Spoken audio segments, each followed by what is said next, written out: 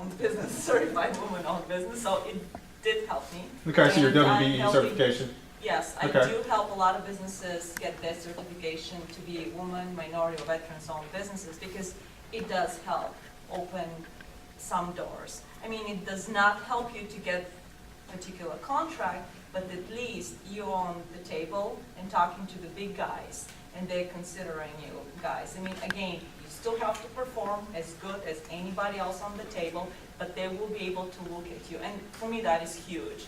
And the other thing is there's a lot of certification on the market.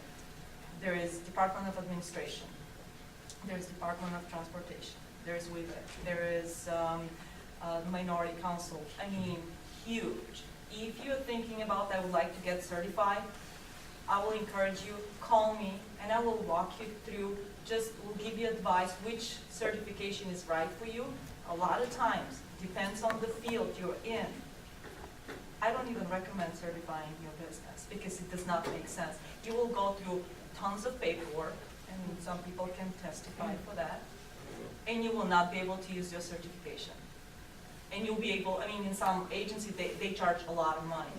So you lose money, you'll waste your time instead of building your business, and then your certification is obsolete because you'll not be able to use it. That's why, if you want, call me, I'll give you advice. I don't charge for that, so you can go ahead and decide. And continuing education, yes, like I said, I do have master's in marketing, not that I'm using it. But it helped me get, I mean, I don't know, it helps me, I think. But the continuing education is every day I will read at least 1 or 2 business articles every single day. And that keeps me knowing the trends and keeps me growing, because I want to know what is next. I'm connected with a lot of businesses, and I want to help the businesses grow. I mean, that is my mission. My giving back is helping them grow, and if I can give them advice to the right direction, I will do it. Because I've been in a situation where I don't know where to go, and I will call my mentor one of my mentors has a large company, established it and run it. Right now he's in a lot of states, and I will call him and he'll accept my call. And I will ask, and he will tell me, okay, this is what I want you to think. You tell me what will be the solution. So I'm blessed to receive advice, so I can give advice out. No, that's all. What? Certification. All right. Certification. In my case, education was important, but it got me so far. It got into, when I started, I got a football scholarship. Okay, went and got a football scholarship, and then it was just like, okay, my family really needed my help economically. So I gave up my scholarship, went into the military. Went from the military to back, and got my associate's degree in business management. But again, it only got me so far. What got me to where I am is hustle.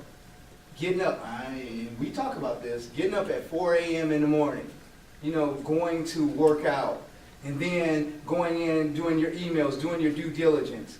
Education is important if you're in a field that requires, education, such as psychologists, such as somebody who wants to strive, on an educational background. Mine really didn't. I really didn't need the education. It needed drive. It needed determination. It needed hustle. And that's what I'm good at. So that's what I did. Well, for you, Nick. I think what Anna says is important. You really need to think about what certifications would be best for your business. And that not only means knowing your business and your craft, but it also means knowing the markets you're going to be working in and who your targeted customers are. So I was someone who I got an 8A certification. I never received a federal Beltway Bandit DC federal contract. However, and I did the paperwork.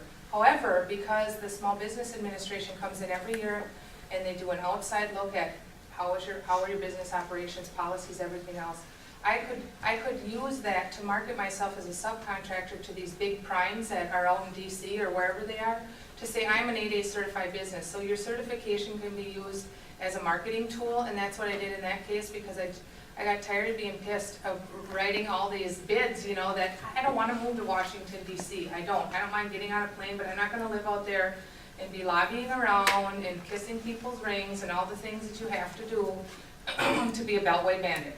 I live in northern Wisconsin and I like it that way.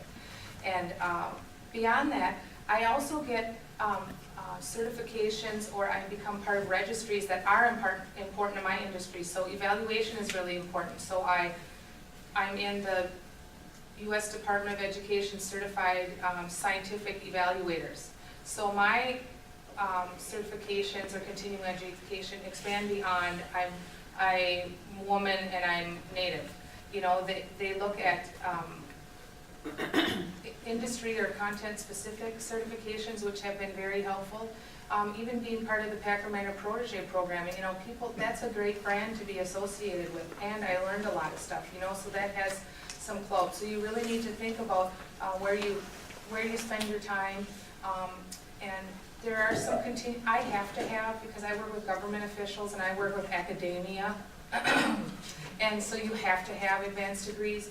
But the other part of my continuing education that helps with my niche market, Native Americans, comes in the sweat lodge or going to ceremonies. Just this week, I was in Brainerd. I just got off a plane yesterday, and the 300 and some people that came to this conference were, you know, tribal government officials, superintendents, and they were also traditional people, and they know that my continuing education, I understand how to do beadwork, I understand how to do different things, and that's what that continuing education mattered, because it was very local and content specific.